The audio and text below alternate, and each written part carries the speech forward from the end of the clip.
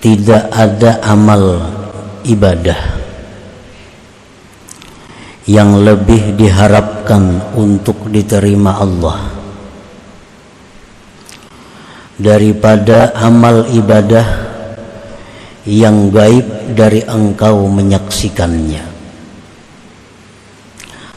dan hina di sisi engkau adanya itu amal ibadah.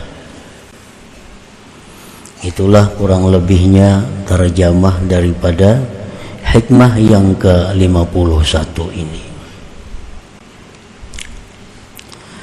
La amala minal a'mal al-mutaqarrabi biha ilallahi subhanahu wa ta'ala min ityanin wa tarkin arjalil qabul indallahi ta'ala min amalin tashhadu bihi anna alladhi waffaqaka lahu huwallahu ta'ala walaulahu ma sadara minka dhalikal amal wa an la ta'tamida alaihi fi tahsili amrin minal umur liru'yatika taksira fihi wa adama salamatihi minal afat al-mani'ati min qabulih. Tidak ada amal ibadah daripada amal-amal ibadah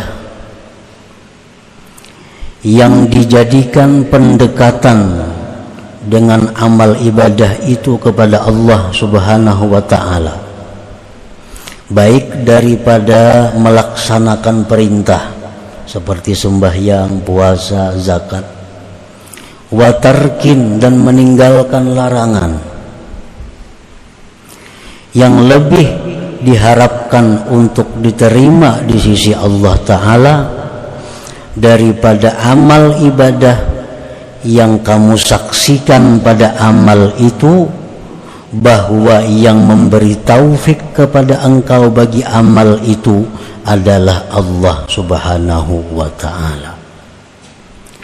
Dan jikalau tidak ada taufik dari Allah, tidaklah timbul, tidaklah muncul, terbit daripada engkau yang demikian amal ibadah itu.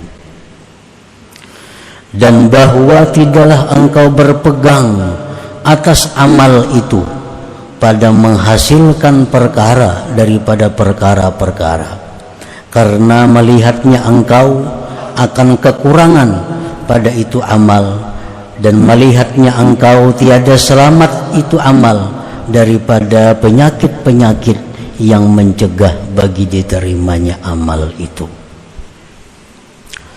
Para muhibbin rahimakumullah, pengarang ini di dalam hikmah yang ke-51 ini membicarakan masalah sebab amal diterima Allah.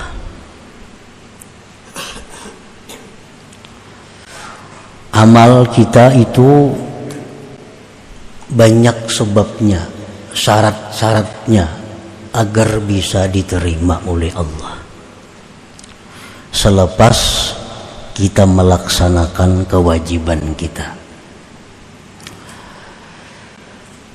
Amal ibadah yang kita lakukan apabila cukup syarat rukunnya, terhindar daripada yang membatalkannya, maka amal ibadah itu sudah dikatakan sah.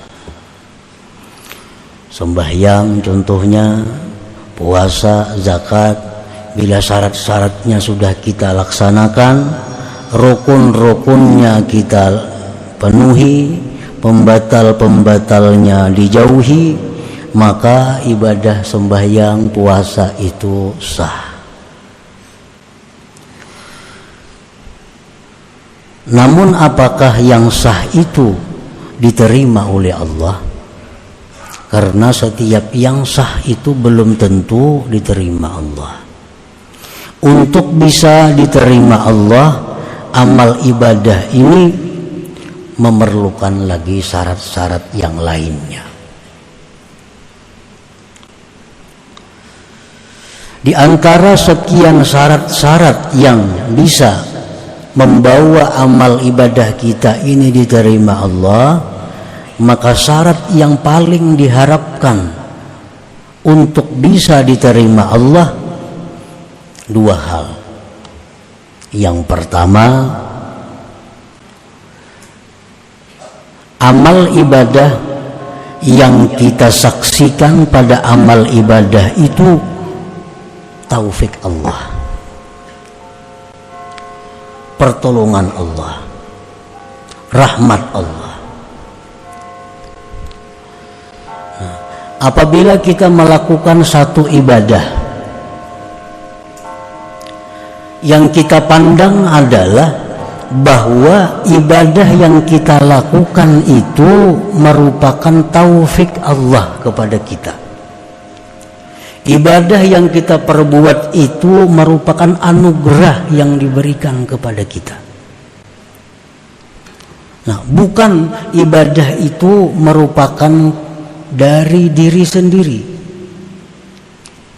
Apabila kita bisa memandang ibadah kita itu sebagai anugerah Allah, apabila kita bisa memandang bahwa ibadah itu adalah taufik Allah, bukan dari diri kita sendiri, nah ini harapan kuat ibadah itu diterima Allah.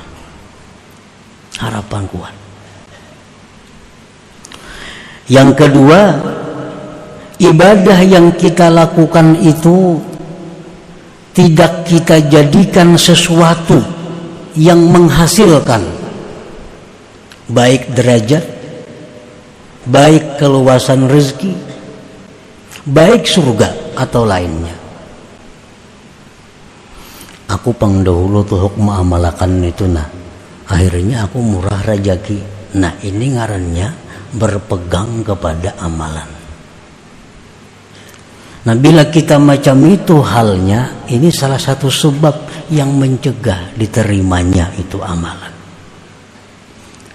Amalan-amalan yang telah kita lakukan itu jangan kita perpegangi, jangan kita bikin andalan.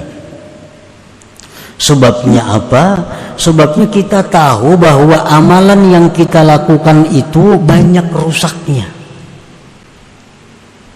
Kita tahu bahwa amalan yang kita perbuat itu banyak aibnya. Jadi janganlah kita berpegang kepada amalan-amalan yang kita lakukan itu. Yang kita pegang adalah rahmat Allah yang diberikan kepada kita. Bila dua hal ini ada di dalam satu amalan, maka itu adalah tanda yang kuat bahwa amal ibadah kita itu diterima di sisi Allah Subhanahu wa ta'ala. Kita umpamanya sembahyang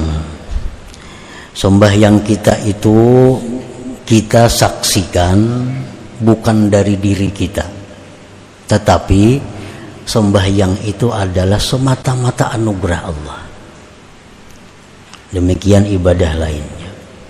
Yang kedua, sembahyang itu kada bisa aku jadikan sebagai alat, aku jadikan sebagai sebab untuk mencapai sesuatu.